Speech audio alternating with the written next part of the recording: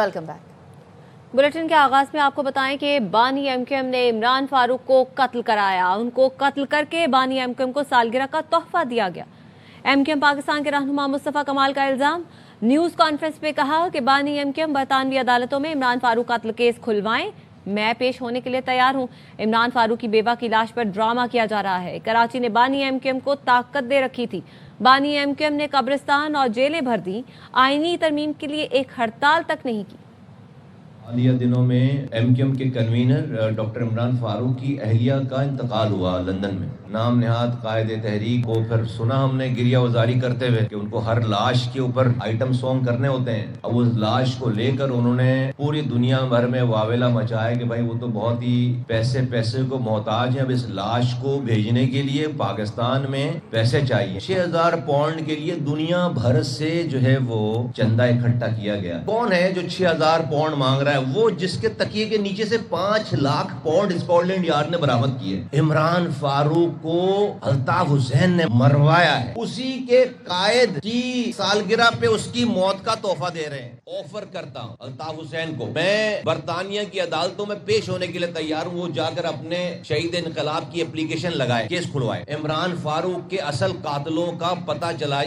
इतनी 4 लाइनें लिखकर ये जमा कराए और शुरू हो जाए। मैं अपने पैसे पे जाकर वहां पर हर ताउन करने के लिए तैयार हूं। मुझे पता नहीं करेगा, पूरी नस्ल खा गया मेरी। 10 मिनट की कॉल पर 5 लाख आदमी रोड पर निकलता था। याद नहीं आई कि आईनी तरमीम कराना है मुल्क के कौम के लिए। आज भी ये नौजवानों को गुमराह करता है, आज भी ये बातें करता है, आज भी ये जो है वो ऑर्डर करता है कि इसको मार दो, उसको मार दो, ऐसे मार दो, वैसे मार दो। आज जो इमरान फारूक के जो बच्चे, मैं उनको कहता हूं कि लंदन जाओ वापस, तुम एप्लीकेशन लगाओ लंदन में, कहो कि मेरा बाप इस लंदन की सड़क पर उसको शहीद कर दिया गया बेईमाना तरीके से, मुझे उन कातिलों का पता लगा कर दे रियासत।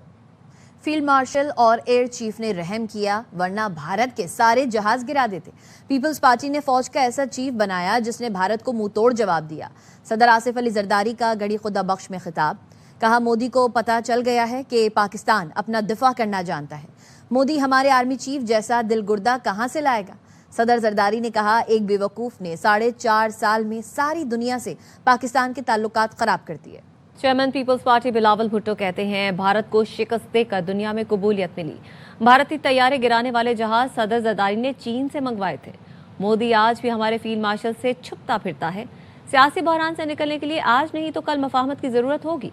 सियासी इंतहा पसंदी छोड़ना पड़ेगी।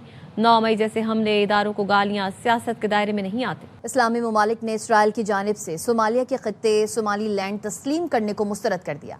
इस्लामी ताउन तंजीम और 22 इस्लामी ममालिक के वज़राए ख़ारजा ने मुश्तरका एलामिया जारी कर दिया।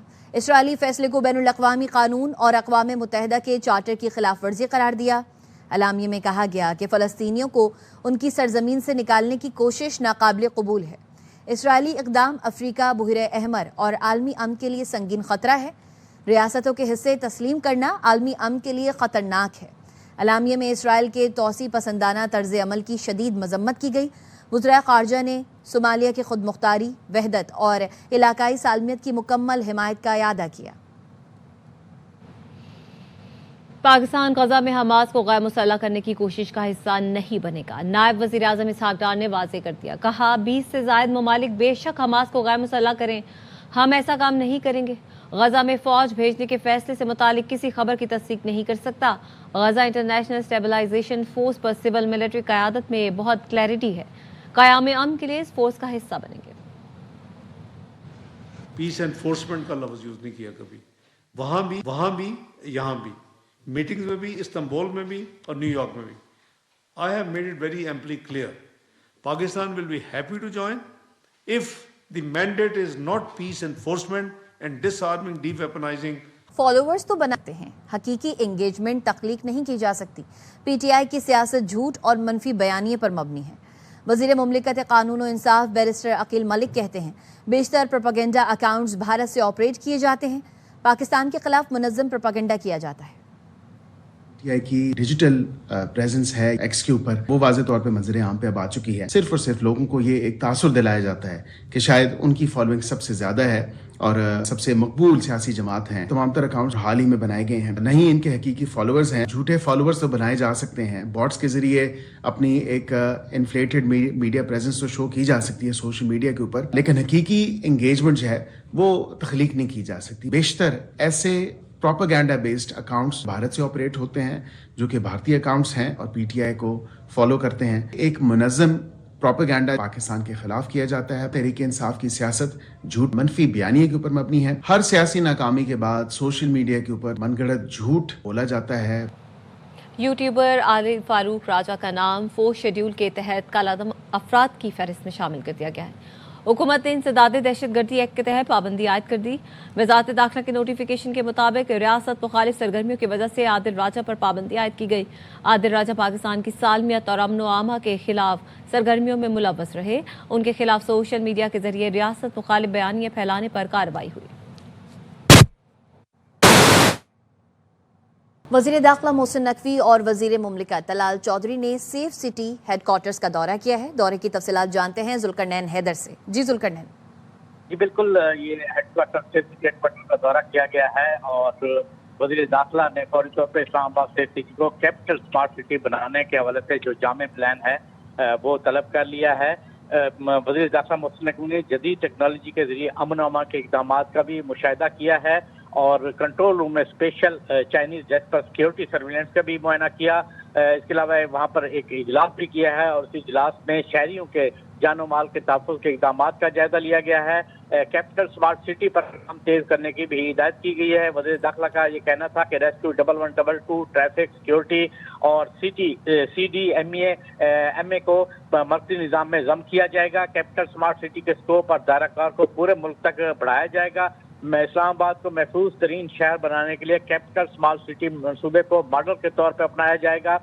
جبکہ اصلاحات اور ٹیکنالوجی کا مؤثر استعمال جو ہے انہوں نے کہا کہ یہ وقت کی اہم ضرورت ہے. آئی جی اسلام آباد نے بھی سیف سٹی سے متعلق کیپٹل اسمارٹ سٹی منتقلی سے متعلق امور پر تفصیلی بریفنگ جو ہے وہ دی گئی ہے. محرم الحرام میں سیف سٹی کیمروں کی مدد سے وقت اور وسائل کی بھی بچت ہوگی. جی ذوالقرنین حیدر اپڈیٹ کر رہے تھے, شکریہ. پی آئی اے بٹ جیت کر ایسا لگ رہا ہے جیسے میں نے پاک بھارت میچ میں ڈبل سینچری کر لی ہے.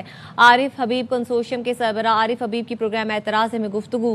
کہا پی آئی اے کی نجکاری کو لوگ سراہ رہے ہیں. پی آئی اے میں بہت اچھے لوگ موجود ہیں, وہی ایئر لائن چلائیں گے. جو کارکردگی نہیں دکھاتے ان کو فکر کرنی چاہیے.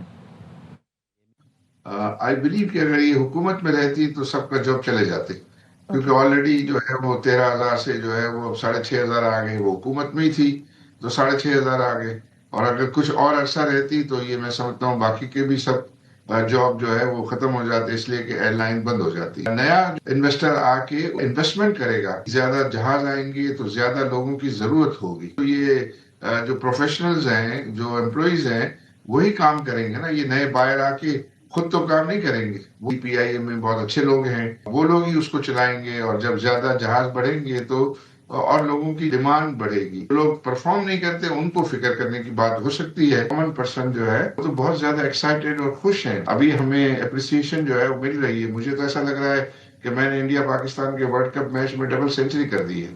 پاکستانی مسلح افواج کی عسکری تاریخ میں 2025 سنہری باب کے طور پر ہمیشہ یاد رکھا جائے گا. مارکہ حق میں جنگ حکمت عملی اور بھارت کو دیے قرار جواب میں پاکستان کی واضح برتری کا امریکی صدر ڈونلڈ ٹرمپ سمیت عالمی لیڈرز نے بھی اعتراف کیا ہے. لائق الرحمان کی رپورٹ دیکھیے. افواج پاکستان کے لیے سال 2025 ہر اعتبار سے غیر معمولی اہمیت کا حامل رہا.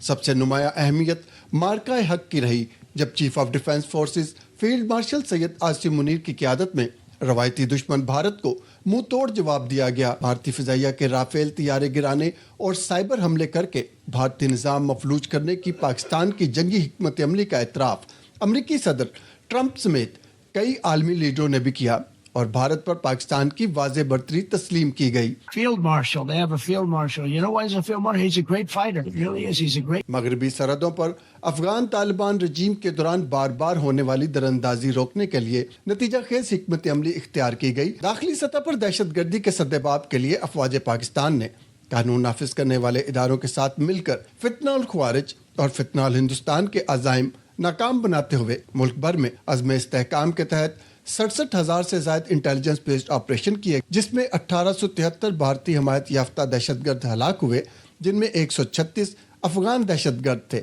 इन ऑपरेशंस में मादरे वतन के 57 सपूत शहीद और 207 जख्मी हुए। ज़माना अमन में भी पाक फौज को हर वक्त तैयार रखने और असर हाजिर के जंगी तकाज़ों का मुकाबला करने के लिए पाकिस्तान ने अमेरिका, चीन, तुर्की, सऊदी अरब और दीगर ममालिक के साथ मुश्तरका मशकें की, जिनमें इंसदादी दहशतगर्दी की मशकों समेत मैरिटाइम सिक्योरिटी और खुसूसी ऑपरेशंस शामिल थे। लैकुर रहमान, एयरवेयर न्यूज़, इस्लामाबाद।